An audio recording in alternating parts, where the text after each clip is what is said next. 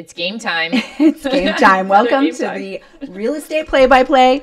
I am Danielle Olbrantz. I am a mortgage expert with Clear to Close. And I am Christy Martinelli with Coldwell Banker, a top realtor and producer here in Northern California. So this is our podcast.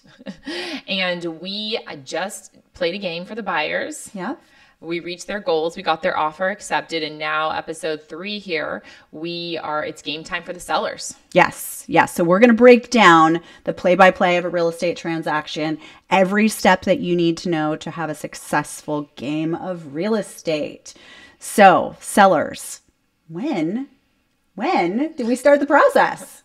So the second you decide that you're going to sell your property or you're contemplating selling your property, that's when the process starts. That's when you reach out to your realtor or your mortgage broker. Yeah. So I think that step kind of gets missed sometimes, right? Like you're selling your house and you kind of forget that oftentimes when you're selling a house, you're doing so that you can buy another house.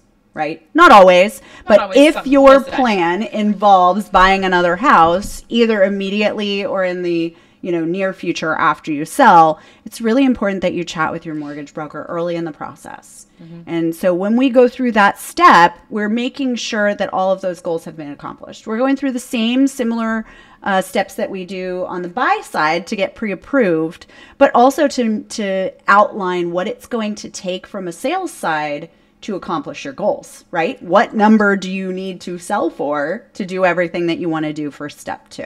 Right. And a lot of times, sellers will reach out to me. I'll go out on a listing appointment and they're looking to purchase a replacement property. And although as a seller, you have options, and that's my job as a realtor to explain those options to you.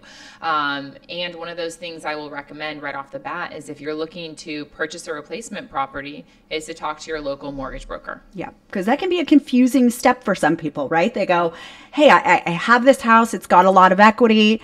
I want to buy a new house, whether it's a bigger house or a step down or whatever it is. How do I do both at the same time? Right. And so, exactly. And so as your realtor, I'm going to explain to you that you have options. Yeah. You can purchase a replacement property contingent on the sale of your house, which there are pros and cons with that. Sure. You can purchase a property contingent on you could sell your property contingent on finding a replacement property. And again, pros and cons with that. Yeah. Or you can get private money or bridge loan. Yes. There are definitely a lot of options. And I do have a lot of sellers that come to me that feel pretty discouraged before the process has even started. Yeah. Like I want to purchase a bigger house, right. Because we've outgrown the house that we're in.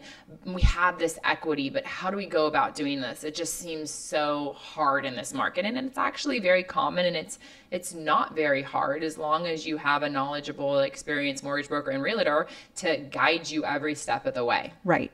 And it's important to note that a lot of mortgage companies don't offer more creative products. So they may not have things like bridge loans even available, nor do they even know anything about them. So at this point in the podcast, I'm sure there are some of you out there listening thinking, what is a bridge loan? Yeah, that's a whole podcast episode all on its own, but we'll briefly talk about bridge loans because they are a really creative tool that you can use to buy a new house when you need to sell your house first. Mm-hmm. So we'll try to simplify it as quickly as we can, right? If you were to try to buy a new house before selling your house and you wanted to do it at the same time, you have to qualify for both mortgages. While you know that you're planning on selling your other house, the lender doesn't know that. And so a lot of people don't qualify to hold both properties at the same time. And that's where a bridge loan comes in. So a bridge loan allows you to use the equity that you have in your current property to buy a new home prior to selling. Okay, that was a mouthful. But, let's say that you had a house and you've lived there for a long time. You have a lot of equity in it and you want to go buy your new house. The bridge loan will step in. It will buy your new house for you. It'll basically provide you all cash to buy your house. Mm-hmm. It will put a lien on the property and it'll put a lien on your current property.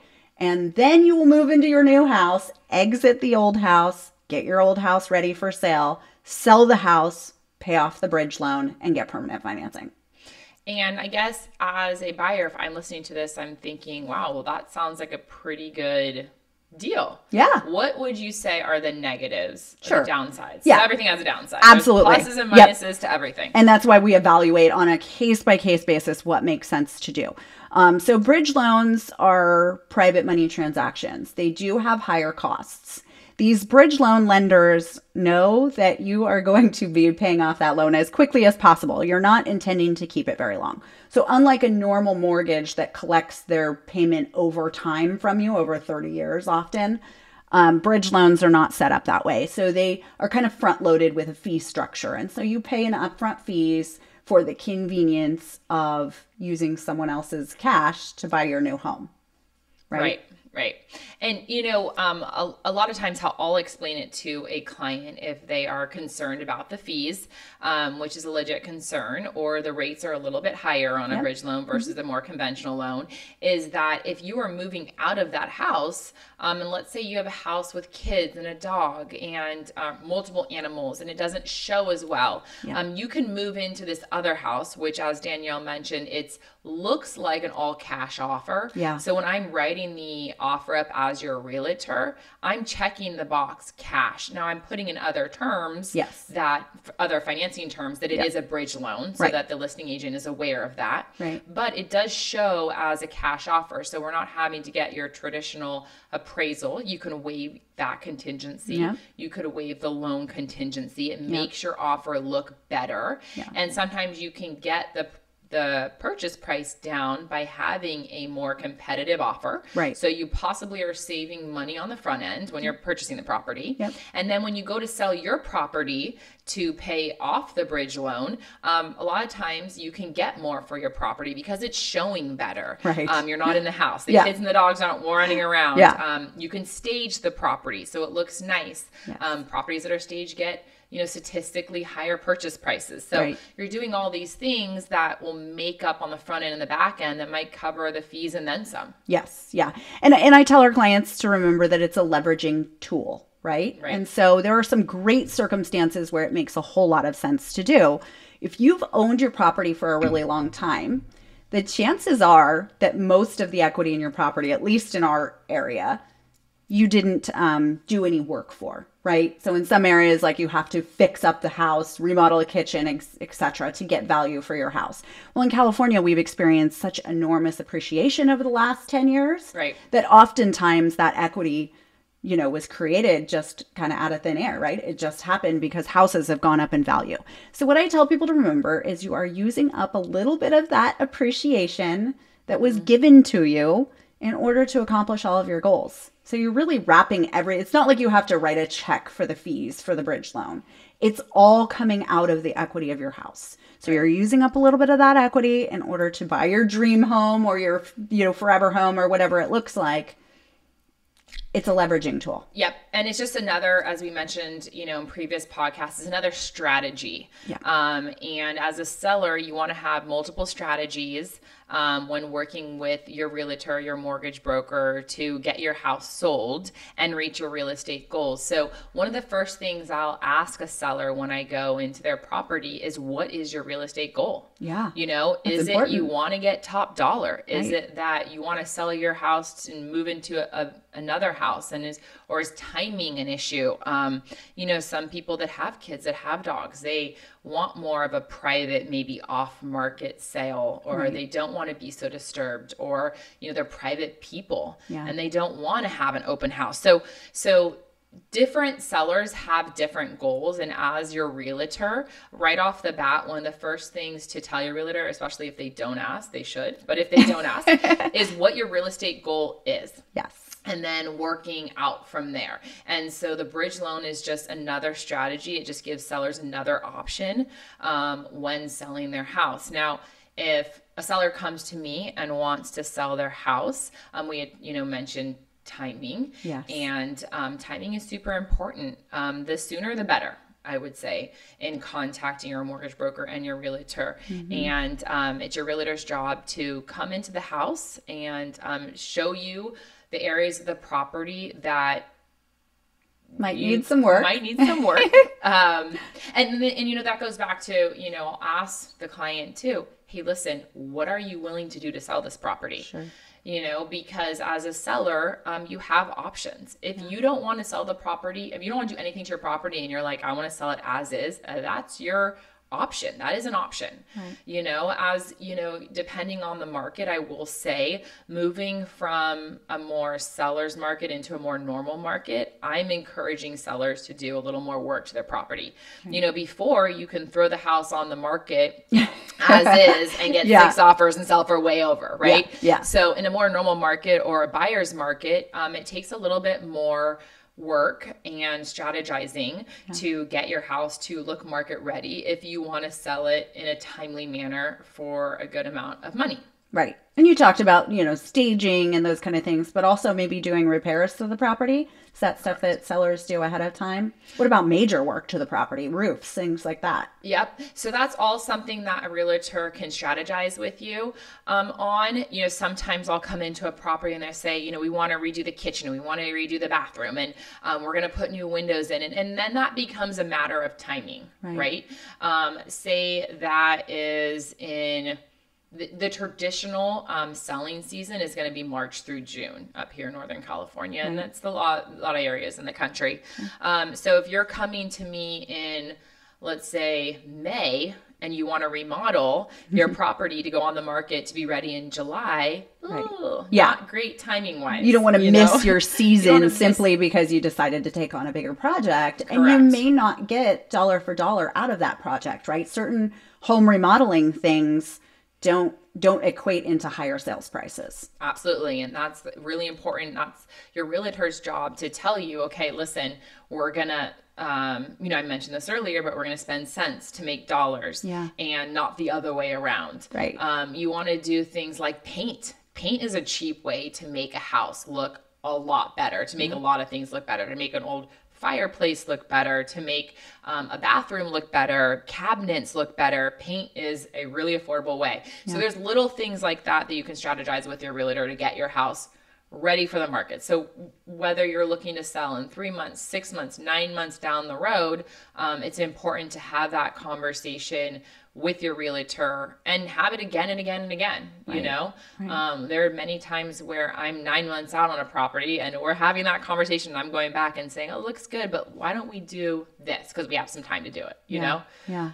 So it's all about coming back to that strategy and piecing together, the needs of the seller versus what they're able to do. Right. To reach those real estate goals, in our first podcast, we talked about assembling your team and we talked about, doing the inspections. Yeah. That's something else that sellers can consider early on, whether you're doing a home inspection or a pest inspection, a sewer lateral inspection. Those are all things that you can do ahead of time. And there's also seller disclosures. I prefer to have my seller fill out all those seller disclosures ahead of time.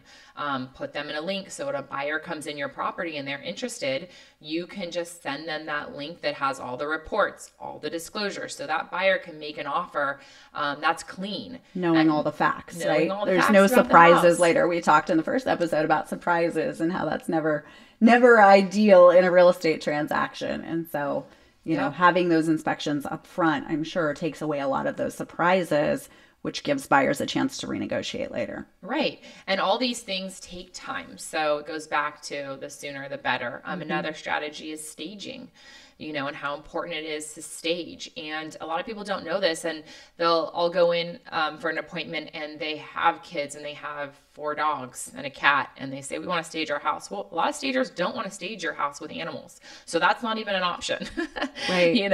Right. But if your house is vacant, a house will show better if it's staged. Yeah. And then how do you find a stager? A realtor should be able to direct you to how to find a good stager, what it costs to stage. These are all things that you can do to get your house ready, game time to sell it. What about things like professional photos and stuff like that? Is that something important that definitely needs to happen? Right. So, talk about like nails on a chalkboard, or we don't want that. No. Throwing a incompletion, or a getting a sack on a quarterback. It's excruciating when you see the MLS and you see pictures and someone took cell phone pictures. Yeah. Or the worst is, I think, when you see the bathroom photo and they're standing in the mirror holding their phone. It's a telltale sign that you're not working with professionals. No, not at all. It's horrible. So so marketing is super important, and hiring a realtor that, like for me personally, I only have one photographer.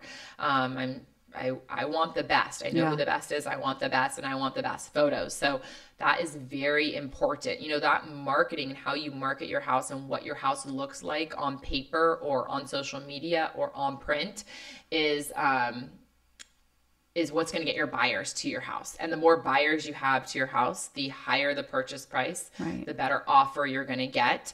I always tell my clients, as a realtor, it's my job to get this house sold, but the only way I'm going to do that is to get buyers into this house. Right. And you do that through your marketing. And that's really important right. to have a realtor that has top-notch marketing. Yes. I mean, beyond contract negotiation and everything else, the marketing is probably one of the more key elements of the role. Yeah, and you got to touch this is a show in itself, so we won't go down this path, but you have to touch all the different areas, right? You got to touch the TV, you got to touch the print, you got to touch the social media. There's so many areas you can touch to sell your property, and so it's very important to have good marketing. Okay, and so talk to me about like marketing time, because obviously, a year ago we were in a very different market than we are now. Like you said, you used to be able to stick a sign out, or before the sign even went up, the house was sold, it had multiple offers, and it was gone, right? What's normal? Yeah, that's a great question. If somebody says, I need to put my house on the market next week because this, that, and the other, then we'll make it happen. We'll do what it takes to get that house on the market. But I would say if we could have a couple weeks, that's going to be better, because you can pre-market the house, like you said, put the sign up, post it out there, start getting that buzz around your house, and that's really important these days. And obviously, we're in a very actively changing market. So at what point do sellers need to consider price changes and things like that? So buyers peak actually at 2 weeks. So after 2 weeks, the buyers have peaked. The amount of buyers that you're going to get in that property. At that point, if you're not getting, depending on what type of interest you're getting, you need to negotiate. So as you're playing in a game and you're calling these plays, and every play is so important, it's the same thing in a real estate transaction where you're selling the house. You're having to constantly check in with your sellers and adjust, call an audible, and adjust your plays to your situation. So if you're not getting showings and you're spending a ton of market, or you're getting a lot of showings and you're not getting offers, then you got to adjust. You got to call that audible. Right. Possibly lower the price. Right. And the price can be a factor of the mortgage market too, right? As we're seeing mortgage rates, change kind of rapidly this year, that can affect sellers as well, because it's affecting buyers. And so there's less buyers out on the street as rates rise and things like that. Right, exactly. Now, there's a couple of other strategies that we haven't really talked about that are kind of new in the last couple of months as the mortgage rates have changed. There's some strategies on the mortgage side that sellers can offer. I'd love your opinion on things like a 2-1 buy down, which is a creative tool that has sort of gained popularity. But essentially, a 2-1 buy down allows the seller to buy down the buyer's payment for a couple of years, right? So rather than, say, a price reduction, the seller can offer funds towards the buyer's payment, which will give them lower monthly payments for the first 2 years. What's your thoughts on that? Yeah, I think it's a great strategy, rather than, like you said, just reducing the purchase price from a selling point of view, instead of, like, let's say if you're considering reducing the purchase price $50,000, but you can buy down the rate 1 or 2 points for like $30,000, right? And that looks just as good to a buyer. Why not save that additional $20,000? Right. It's just another tool in the toolbox that your realtor and your mortgage broker can offer you to have a strategy as a seller. Right. Yeah. So there's so many options. I mean, it takes a level of finesse and everybody working together, right? Not just on the listing side, but making sure that their next step goals are accomplished, working with a mortgage broker. So, I don't even know what episode we're on, but the next episode is going to be talking about the escrow process. Right. So Yeah, so you as a buyer, you have gotten your offer accepted. As a seller, your house is on the market and you accepted an offer, and now what? Now you're in escrow. So we're going to give you the play-by-play on what to do when you're in escrow next. We will. Next podcast. We will. But that was some great information about, what to do and how to start. Yep, absolutely, as a seller. So I think it's time to cheers. cheers. Cheers. Real estate play-by-play. It's game time.